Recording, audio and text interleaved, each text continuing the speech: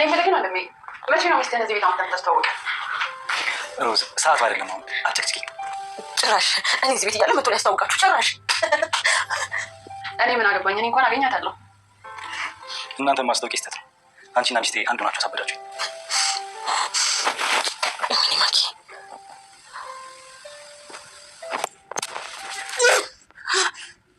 እንኳን በናው ፍትው ተባለ። ስማ ወንድሜ ደግሞ አበባውን መግዛት እንዳረሳ። እሺ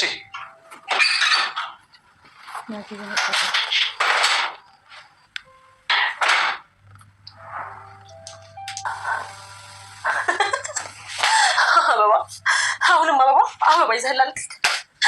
ማኪ ዛሬ ካመለጠችሽ ሞተሻል። እጁሻ ዛሬ ካመለጠችሽ ሞተሻል። ማኪ መያዝ አለብሽ።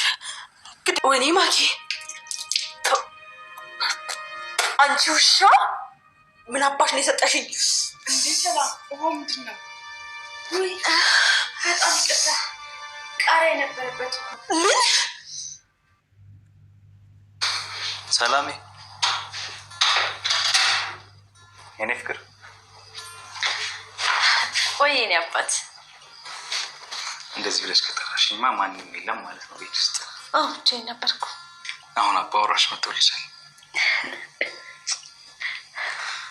እስኪ አሁን አይንሽን ጨፍኝ። ለምን? ግድ የለሽም ጨፍኝ።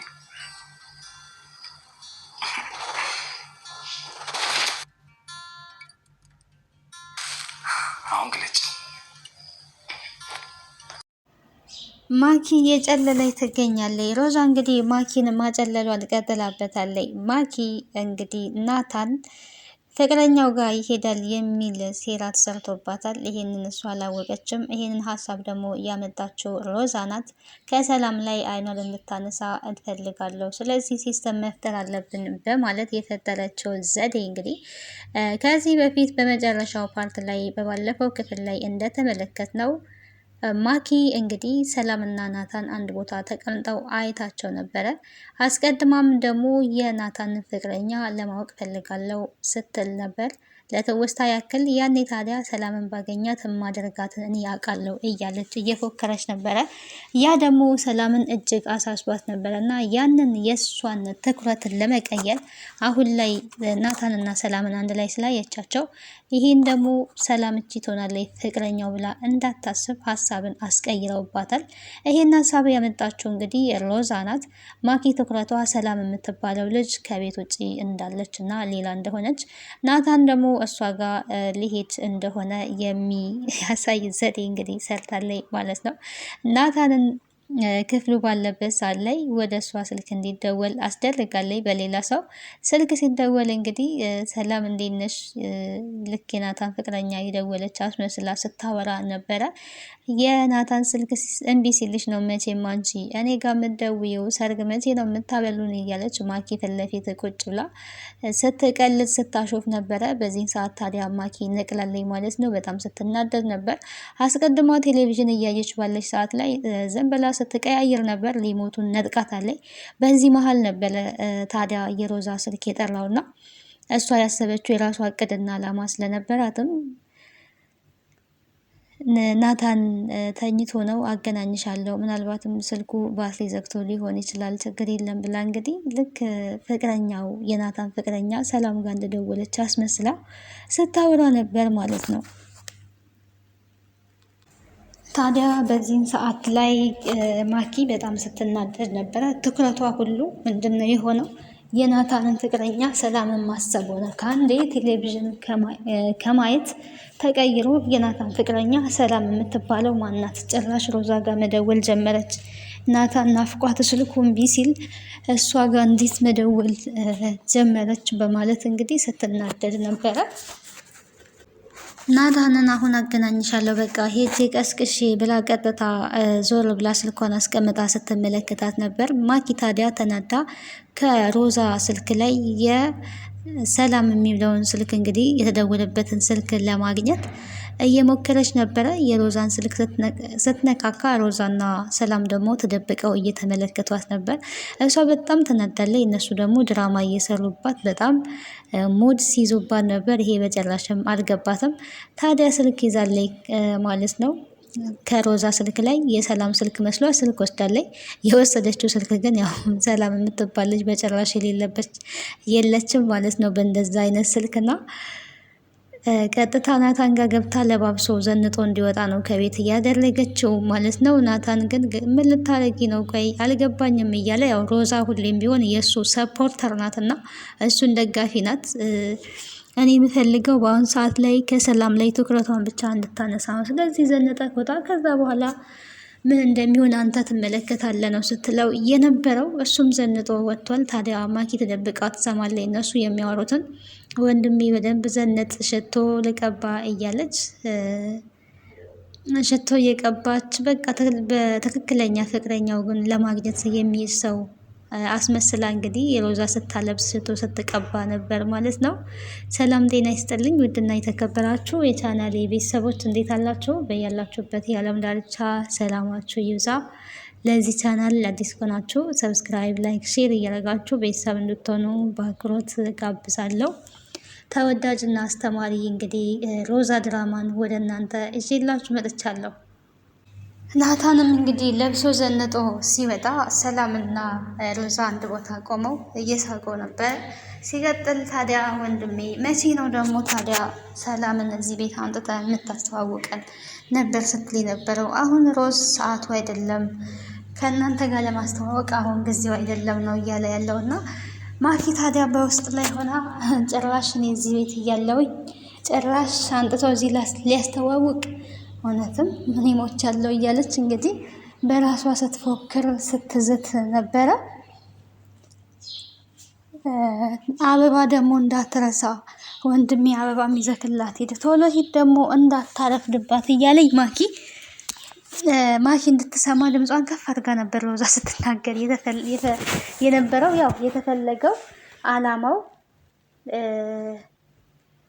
እሷን ለማናደድ ስለነበረ አይኗን ትኩረቷን ከሰላም ላይ እንድታነሳ ያ ስለተፈለገ እሺ አልረሳም ነው ሲል የነበረውና አሁንም አበባ ይዞላል ሊሄድ፣ ከዚህ በፊትም አበባ ሰጣት፣ አሁንም ደግሞ አበባ ይዞላል ሊሄድ ነው እያለች በቅናት ስትንጨረጨር ነበረ። ዛሬማ ማግኘት አለብኝ እቺን ሰላም የተባለች ሰላሜን የምትናሳይን ሴት ማግኘት አለብኝ፣ በጭራሽ ዛሬ ማኪ ማግኘት አለብሽ፣ ማኪ ማግኘት አለብሽ እያለች እየፎከረች ነበር ማለት ነው።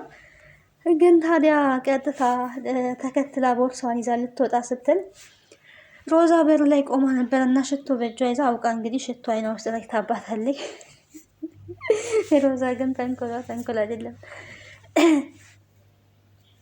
ሽቶ አይኗ ውስጥ ላይ ታባታለች። ተቃጠልኩኝ ስትል ውይ ይቅርታ አላወቅኩኝም፣ ውሃን ጭላት ሰላም ውሃን ጭላት በማለት ደግሞ ቃሪያ የታጠበበት ውሃ እንግዲህ አምጥተው ፊቷን በዛ እንድትታጠብ አድርገዋታል። በዛን ሰዓት በጣም ነው የተናደደችው።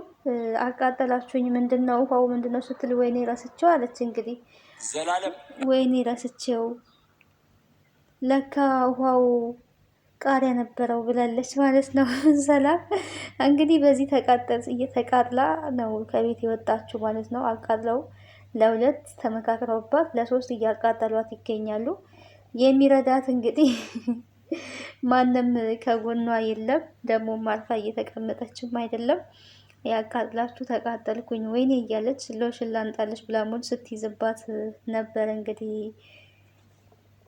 በድጋሚ ደግሞ ሮዛ ማለት ነው ዞር በይልኝ ከዚህ አልፈልግም በማለት ወታለኝ ማለት ነው። ወታ ግን አይኗ በስነ ስርዓት አያይም። ናታንን መከተል አልቻለችም። ናታን ወዴትም እንደሄደም አላየችም። ምክንያቱም ተከትላ እንደምትወጣ በደንብ ስለሚያውቋት ነው እነሱ ራሱ ሲጠብቋት የነበረው። አይኗ ውስጥ ሽቶ ገባ። አይኗን ስታሻሽ ናታን ደግሞ ዞር ይላል ማለት ነው። ዞር ብሎ እሷ እንዳታገኘው ይሆናል።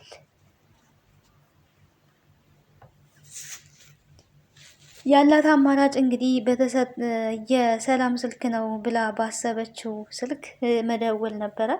በዛ ስልክ እንግዲህ ደውላል። ስትደውል ሌላ ወንድ ነው የሚያነሳው። በዚህ ስልክ ሰላም የምትባል ልጅ ነበረች። ሰላምን ፈልጊያታለሁ፣ እሷን ማግኘት ፈልጌ ነው፣ እሷን አገናኘኝ። አረ ሰላም የምትባል ሰው አላውቅም፣ እኔ ተሳስተሻል ሲል እንግዲህ ባለስልኩ አሁን አውርቻታለሁ፣ ሰላም ናት፣ ሰላምን አገናኘኝ፣ ሰላምን አገናኘኝ እያለች እየወተወተች እየለፈለፈች ነበረ።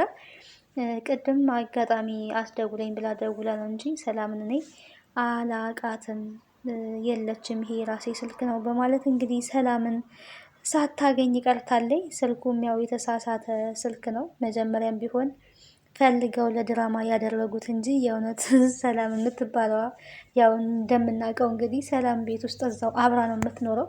እስካሁን ድረስ እንግዲህ ማኪ በጭራሽ ልታቃት አልቻለችም ማለት ነው። የሰላም ሀሳብ ታዲያ እስከ መቼ ነው እንደዚህ ተደብቄ የምኖረው? ሲቀጥል ደግሞ የሆነ ቀን ያወቀች ለታ ምን ልታደርገኝ እንደምትችል ሳስብ በጣም ከባድ ነው ብላለች። ሮዛ ግን የሰርጋችሁ ዕለት እስከሚሆን አታውቅም፣ ሰርጋችሁ እስከሚደገስበት ከዛ በኋላ ብታውቅም ምንም አታመጣም ነው እያለች ያለችው ነው። በእርግጥ በጣም ከባድ ነው፣ በጣም ከባድ ነው እንደዚህ አይነት ነገር። አንዳንድ ሰው ተስፋ አይቆርጥም። ማኪ የራሴ ፍቅረኛ አለችኝ እያለ ናታን እንደዚህ እየወጣ ያው ሴራም ቢሆን ግን እሷ እውነት መስሎ ነው የሚታያት እና ይሄ ሁሉ ነገር እያለ ተስፋ ለመቁረጧ በጣም ነው የሚገርመው። ሰው እንዴት በእግዚአብሔር ነው ተስፋ የማይቆረጠው እንጂ በሰው እኮ ተስፋ ይቆረጣል። የራሱን ህይወት ሰው ከጀመረ እሱን ትቶ ወይ ራስን ህይወት መጀመር ነው እንጂ ገና መጠበቅ የማይሆን ነገር ነው፣ የማይመስል ነገር ነው።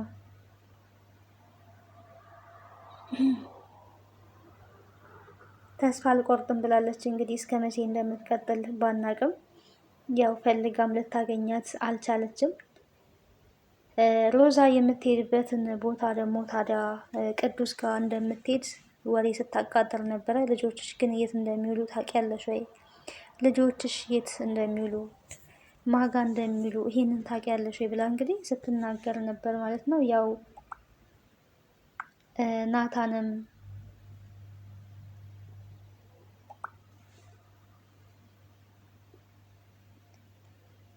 ሮዛም ብትሆን ቅዱስን ይንከባከቡታል። ቅዱስ ጋርም ይሄዳሉ።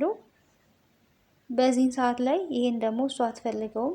ሄጄ ላሳይሽ፣ ነይ ማየት አለብሽ፣ እነሱ የሚያደርጉትን ነገር ማየት አለብሽ በማለት እንግዲህ ቀጥታ ያደረገችው ምንድን ነው ቅዱስ ያለበትን ቦታና ቅዱስ ምን አይነት ሰው እንደሆነ ለእናትየዋ አሳይታለች። እናትየዋም ደግሞ አንቺ ከማንም እብድ ጋር ወዲያ ወዲት ያለሽ ወንድምሽ ከማንም ሰራተኛ ጋር እኔ ልታሳብዱ ነው ወይ ነው ስትል የነበረውና ቀጥታ ያደረገችው ምሳ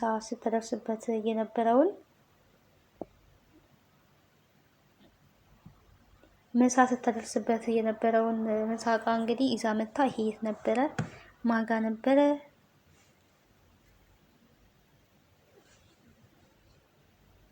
ለማን ወስደሽ ነበር ነው ያለችው። ሮዛ በዚህ ሰዓት ደነገጠች። አይ ለሰው ምሳ አድርሼበት ነው ነበረ ስትል የነበረው። ለሰው ምሳ አድርሼበት ነበረ እና ለዛ አብድ ነው ምሳ ምታረሽለት እኮ ለዛ አብድ እያለች እናትየው ያው ብዙ ነገር ስትናገር ነበር። ያንን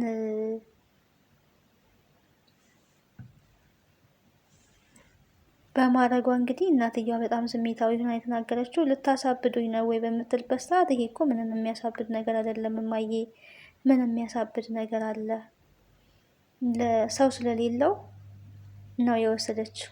ስለዚህ ይህ ደግሞ ምንም የሚያሳብድ ነገር አይደለም፣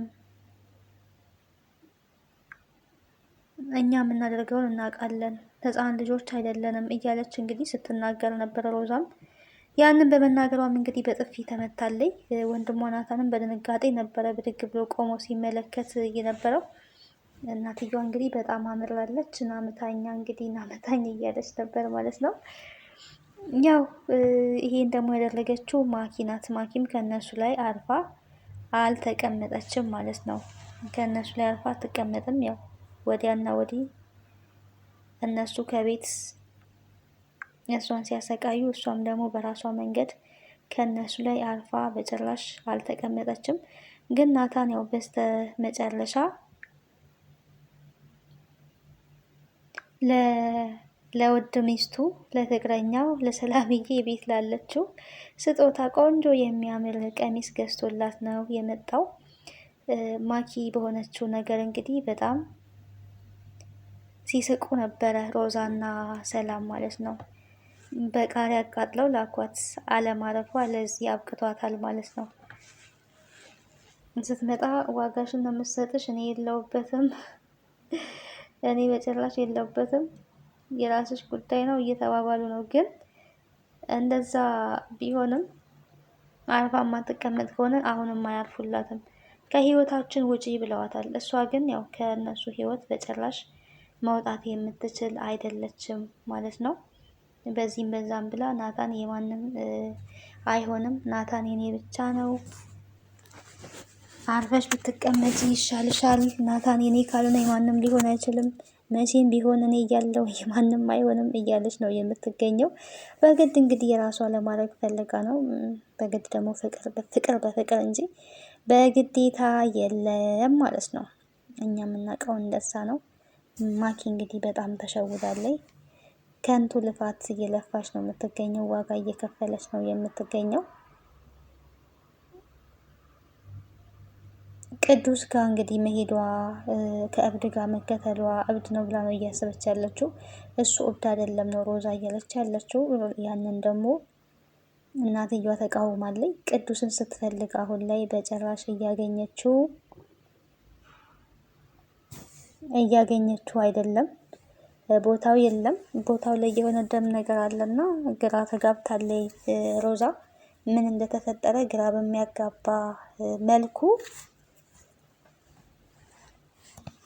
ቅዱስ እንግዲህ ሊገኝ አልቻለም ማለት ነው። በጭራሽም ሊገኝ አልቻለም። በቀጣይ እንግዲህ ቀጣዩን ክፍል አብረን የምናይ ይሆናል። ስለነበረን ቆይታ አመሰግናለሁ። ቤተሰብ ያልሆናችሁ ቤተሰብ ሁኑ። ሀሳብ አስተያየታችሁን በኮሜንት አስቀምጡ። ከዚህ ድራማ ምን ተማራችሁ? እንግዲህ ይህ ድራማ አስተማሪና ተወዳጅ የሆነ ድራማ ነው። ፍቅር በፍቅር ነው። እኔ ሰዎች ምን እንደነካቸው ባናቅም በተለይ ሴት ልጅ የማይወዳት ወንድ ጋር ምንም ነገር ልትሰራ አትችልም ብዬ ነው የማስበው። የሚወዳት ሰው ጋር ብቻ መሆን ያለባት። ፍቅር በግድ የሚሆን ነገር አይደለም። ፍቅር በፍቅር ነው። ሁሌም ቢሆን ሴት ልጅ ተፈላጊ፣ ተወዳጅ፣ ተመራጭ እንደሆነች አውቃ የሚመርጣትን ሰው ማግባት አለባት፣ መውደድ አለባት፣ ማፍቀር አለባት እንጂ አልፈልግሽም፣ አልወድሽም፣ አላፈቅርሽም የሚለው ሰው ጋር ጥብቅ ማለት የለባትም ማለት ነው። እንደ ማስቲሽ አስፈላጊ አይደለም። ጊዜዋን በራሷ ጊዜ ነው የምታቃጥለው። የማይወዳት ሰው ጋር መሆን መፈለጓ ማለት የእሱ መጫወቻ፣ የእሱ ገረድ መሆን ነው። ያ ነው የሚሆነውና እውነተኛ ፍቅር ያለበት ቦታ ላይ መሆኑ የተሻለ ነው። ማኪ እልህ ነው የያዛት እንግዲህ